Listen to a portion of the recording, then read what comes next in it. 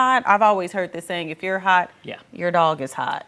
And you also need to be watching the sidewalks. Do that pet walking in the morning because the sidewalks are getting incredibly toasty. Yeah. Take your shoe off. Put your foot on the pavement and see how it feels. Yeah, I'll just keep my pet inside Yeah. instead of trying that. That doesn't sound fun. That's what they say. If makes it's sense. too hot for your foot, they don't put the paws on. Pause. Exactly. But today, not only is the ground going to be hot and the car going to be hot, everything's going to be hot today. We're under an excessive heat warning, guys, and those don't come around very often. When they do, you need to take them seriously.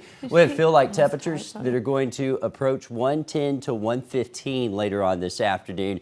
That's why we have that excessive heat warning in place for Waco, Temple, Killeen, and a good chunk of central Texas. The rest of the area under a heat advisory. It's still going to be hot, still going to be dangerous heat. It's just going to be a little bit cooler than in that excessive heat warning. Temperatures already sitting close to 80. We warm up from here. 86 coming up by 10 o'clock. I don't know why that says 60. That should not say 60 at all. 92 for noon, not 101 this afternoon. That feel-like temperature getting close to 117. Here's where they're peaking this afternoon, 115-ish across the area. Northern counties will be a shade cooler because you're going to get some drier air as a cold front tries to push through. That cold front's just going to squeeze the atmosphere south of it, and that's why we're going to be dealing with those extremely warm temperatures. So I mentioned this earlier. I want you to take a screenshot of this or take a picture of it. That is what you need to be watching out for, the symptoms of heat exhaustion and heat stroke. If you're experiencing heat exhaustion, get to a cool air-conditioned place, drink plenty of water, use a cold compress. If you're a heat stroke, you need to call 911. This is the dangerous heat